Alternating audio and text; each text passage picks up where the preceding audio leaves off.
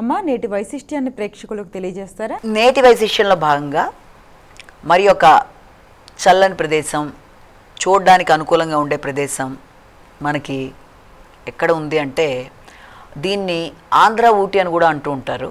ఆంధ్రప్రదేశ్లో దీన్ని ఒక చిన్న సైజు ఊటీగా చెప్తూ ఉంటారు. ఆ ప్రదేశమైన అరకు గురించి తెలుసుకుందాం మనం ఇవాళ. అరకు అనేది చాలామంది చూసిన ప్రదేశం అయి ఉండొచ్చు, చూడకపోయినా మనం దానికి సంబంధించి కొన్ని విషయాల్ని ఇవాళ ఈ చిన్న సమయంలో మాట్లాడుకోవడానికి ప్రయత్నం చేద్దాం. అరకు యొక్క విశిష్టత ఏంటంటే ఇది మనకి ముఖ్యంగా ఈ ప్రదేశం ఉన్నది ఎక్కడంటే విశాఖపట్నం నుంచి విశాఖపట్నం దాకా మనకి ఫ్లైట్లో వెళ్ళినా రైల్లో వెళ్ళినా ఎలా వెళ్ళినా అక్కడి నుంచి కనుక తీసుకుంటే దాదాపు ఒక 115 కిలోమీటర్లు.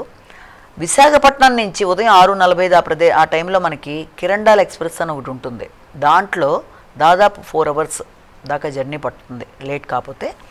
ఇది అరకు అనే ప్రదేశానికి కనుక వెళ్ళినట్లయితే మధ్యలో శృంగవరపు కోట దాకా నార్మల్గానే ఉంటుంది, విశేషం చూడడానికి ఏం లేకపోయినా. అక్కడి నుంచి ప్రదేశాలన్నీ కూడా చాలా చక్కగా చక్కటి గ్రీనరీతో ఫ్లవర్స్తో చాలా ఆహ్లాదకరంగా చాలా చక్కగా ఉంటుంది.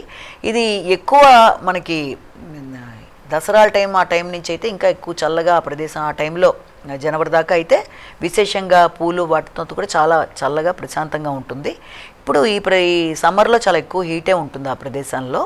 అయినప్పటికీ అక్కడ చూడదగిన ప్రదేశంలో ఉండే ప్లేసెస్ ఏంటి అంటే కొంతవరకు చూసినట్లయితే ముఖ్యంగా అక్కడ ఆ ప్రదేశంలో దిగిన తర్వాత చపరాయి వాటర్ ఫాల్స్ అని చెప్పి ఒకటి ఉంటుంది. ఈ అరకులోనే చూసినట్లు అరకు వేరు, అరకు వ్యాలీ వేరు. అరకులో దిగి అక్కడి నుంచి ఓన్గా వెళ్ళినా ఎలా వెళ్ళినా చపరాయి వాటర్ ఫాల్స్ అని చెప్పి అక్కడ చాలా ఫేమస్ అనమాట. అంటే వాటర్ ఫాల్స్ ఎప్పుడు పడుతున్నట్టుగా చాలా చక్కగా ఉంటుంది. కొందరు ఆ ప్రదేశంలో ఇది కూడా చేస్తూ ఉంటారు.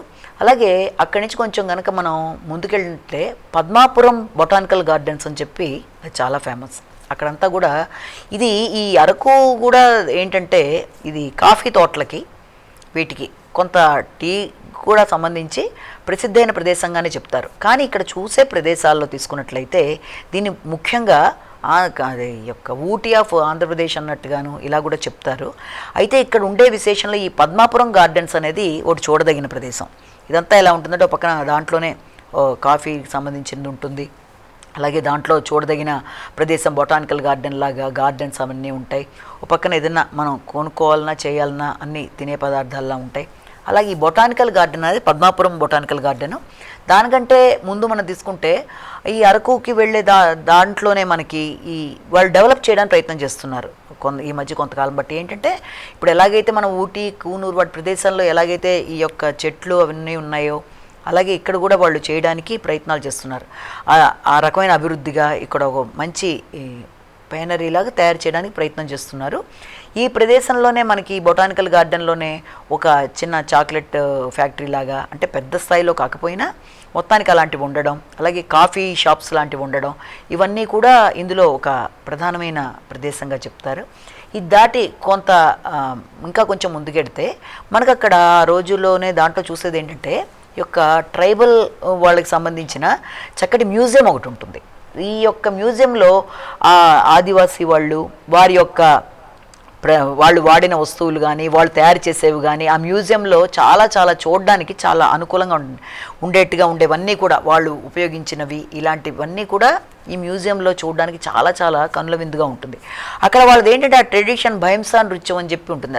అది కూడా ఆ యొక్క దాంట్లో మనకి వాళ్ళు చూపిస్తారు.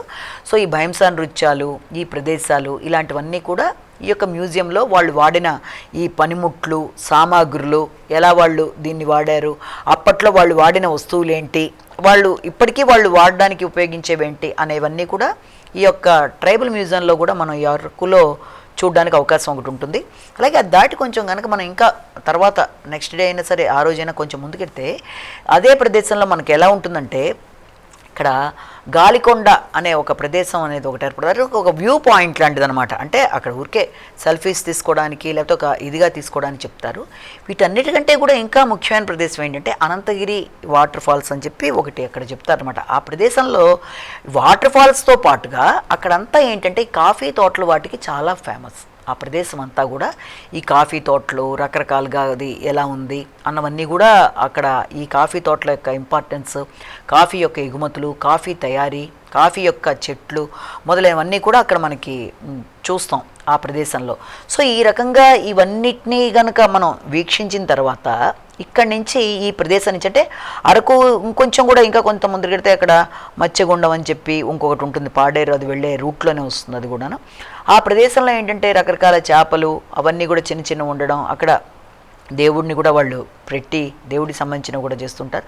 దానికి సంబంధించి ఆ ప్రదేశం యొక్క స్టోరీలా కూడా చెప్తూ ఉంటారు. ఏంటంటే అక్కడ ఒకసారి ఈ యొక్క సర్పాలకి ఈ యొక్క చేపలకి ఏదో ఫైట్ జరిగినట్టు, అప్పుడు అవి వాటి నుంచి భగవంతుడు రక్షించినట్టు, అవి వచ్చేసి వాటిలలో పెద్ద ఫిష్ వచ్చి ఇక్కడ ఉండిపోయినట్టు, అది అక్కడ ఉండే వాటన్నిటిని వాళ్ళు అదే రకంగా కొలుస్తూ ఉంటారు. ఆ ప్రదేశం అంతా కూడా పెడుతుంటే ఒక మత్స్యకన్యలాగా స్టార్టింగ్లో ఒక బొమ్మను కూడా పెట్టి చాలా చక్కగా ఇది ఉంటుంది. అలాగే ఈ ట్రైబల్ మ్యూజియంలో కానీ లేకపోతే పద్మాపురం గార్డెన్స్లో కానీ మనం చూసినట్లయితే అక్కడ రకరకాల కాఫీలు రకరకాల టేస్ట్లతో ఉండేవి.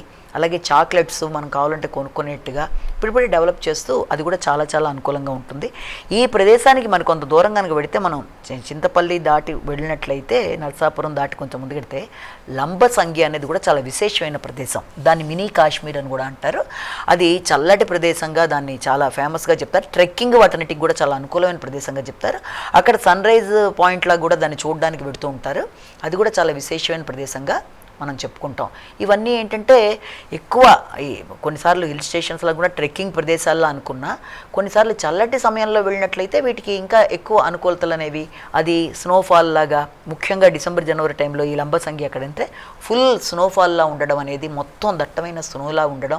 ఆ టైంలో సూర్యోదయాన్ని కనుక మనం చూసినట్లయితే కొండ మించి అప్పుడే వస్తున్నట్టు ఒక వజ్రం మెరుస్తున్నట్టుగా మనం కనబడి చాలా చాలా విశేషం. అంటే ఎవరన్నా ఫోటోగ్రఫీ తీసుకునే వాళ్ళకి, ఆ ప్రదేశాల మీద ఎక్కువ ఇష్టం ఉండే వాళ్ళకి చల్లటి ప్రదేశం ఇష్టం ఉంది, చాలా అనుకూలమైన ప్రదేశంగా ఈ ప్రదేశాలు చెప్తారు. ముఖ్యంగా ఈ అరకు కానీ లంబసంగి కానీ చూడవలసిన ప్రదేశాలుగా చెప్తారు. నమస్కారం.